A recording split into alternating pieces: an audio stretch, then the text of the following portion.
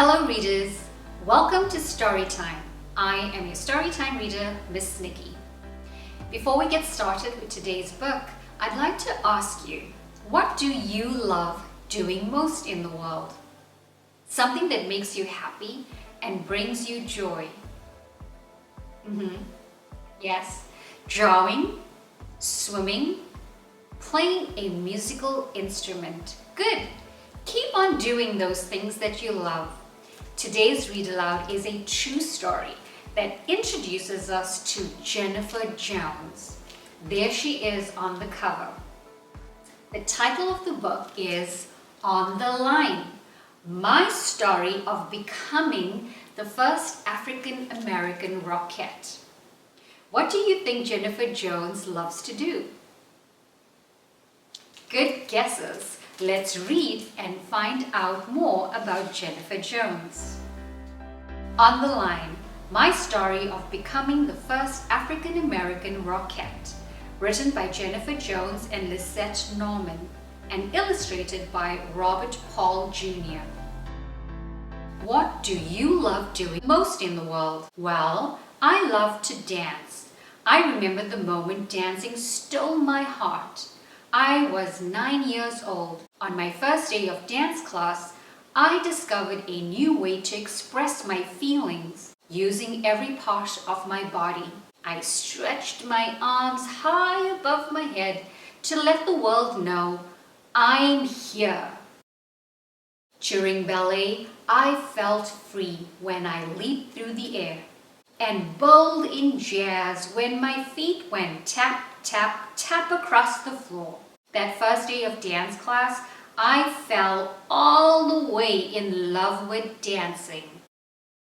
But when I wasn't dancing, I was painfully shy. I was as quiet as a shut music box. And there was a reason I was so shy. My family was different from the other families in our town in New Jersey. I can remember the first moment I realized how different we were. After dance class, my sister, my mom, and I went to the supermarket. My mother let me keep on my tap shoes. I loved the sound my tapping feet made on the store's linoleum floor. It was like an invitation to dance.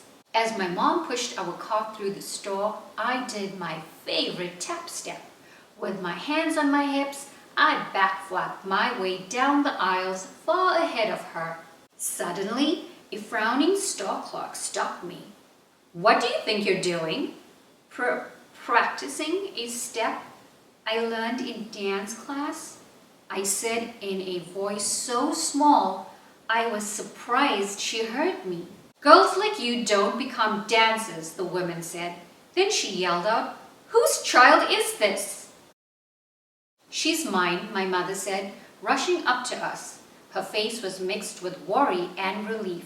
"She doesn't look like she's yours," the store clerk said. The woman didn't believe her because my mom is white and my skin is a beautiful golden brown.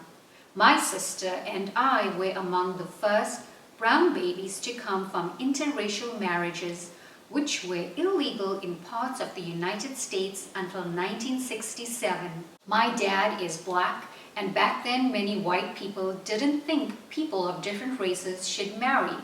But my mom wouldn't stand for the women's ignorance. "You don't know what you're talking about," she replied.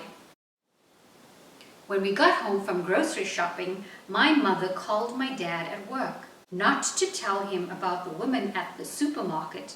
Instead, she asked him to bring home a large piece of linoleum. My sister Cheryl and I helped him bring it into the house. He took the piece of linoleum down to the basement and laid it flat on the cement floor. Then my mother told me, "Dance the way you danced in the grocery store, my sweet child." And I did. Every day while my dad sat at his desk to work, I danced. While black people marched in the streets for equal rights, I danced. I tapped and twirled on my sweet-sounding piece of linoleum. It didn't matter that my family was different. Dancing freed me from the fear of my family not looking like anyone else's and people who didn't agree with interracial marriage. Dancing made me feel less alone. For my 4th grade recital, I danced in front of a large audience for the first time. As I tapped and twirled, it was like the entire auditorium moved with me. I forgot about my fears, and being so brave was a little like magic. The stage felt like home, and I discovered I loved myself most when I was dancing. I heard the loud cheers and applause at the end, and I was sure I would dance forever. But the store clerk's voice still echoed in my head, and the spotlight on me faded. "Can girls my color become dancers?" I asked my mother that night. My mom's face lit up. "Yes, and I'm going to show you that girls your color can be anything they dream of." Soon after, my parents took my sister and me to see The Wiz on Broadway. I watched, mesmerized by the all-black cast. My parents had planted a seed inside me. I can be black and dance on a grand stage too. When I was 19, I auditioned for the Radio City Rockettes. For me, becoming a Rockette meant I would be a trailblazer, not only for me, but for the other dancers who looked like me. Since the dance company started performing in 1925, there had never been a black Rockette. Believing I could be on the line required lots of absolutely, very possibly kind of imagination. I didn't see another black dancer on the long audition line and considered leaving a few times. Then my mother's tender voice spoke in my head. "Girls your color can be anything they dream of." It felt like a million eyes were on me when they checked my height with the official Rockette's measuring stick. If I didn't make the height, I'd be turned away. And not bringing the proper shoes sure didn't help. But no matter, I was ready to show off my skills in ballet, tap, and jazz. First, a wave of violin strings set me pirouette spiraling. Then snappy rhythms got me toe-tapping and jazz jamming all about. Hardest of all were the 20 eye-level kicks. Standing tall and straight-backed, I kicked as high as my legs could go. Not nervous, but buzzing with excitement, I danced like I had done the routines 100 times before. I danced like I belonged. "She's talking about me," I yelled when I heard it on the news a few months later.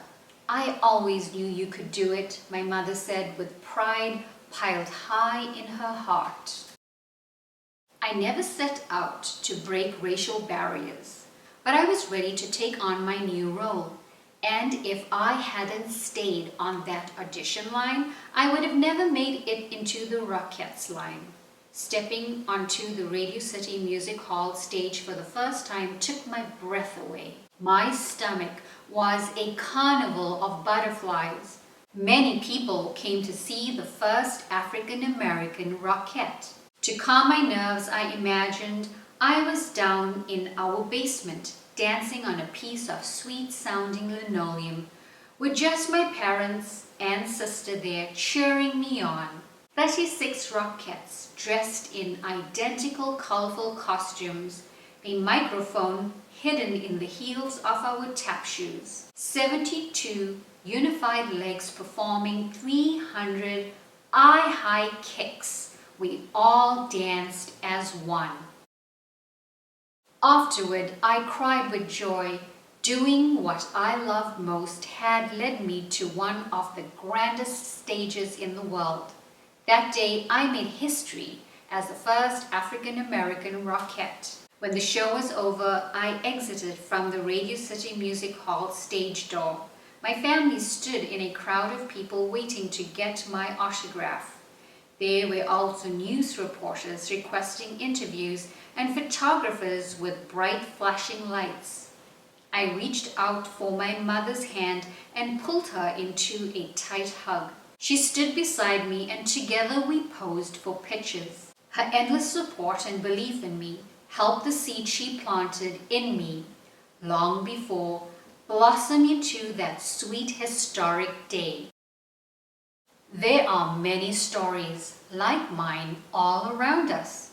Stories of people who found the things they loved doing the most and never let go of that love. Stories about families and communities that help us discover where we belong. What will your story be? The world can't wait to find out. The end. I really enjoyed this inspiring story. Jennifer Jones proves that anything is possible when you believe in yourself. Never let others keep you from doing what you know in your heart you were meant to do. Keep those dreams alive, readers.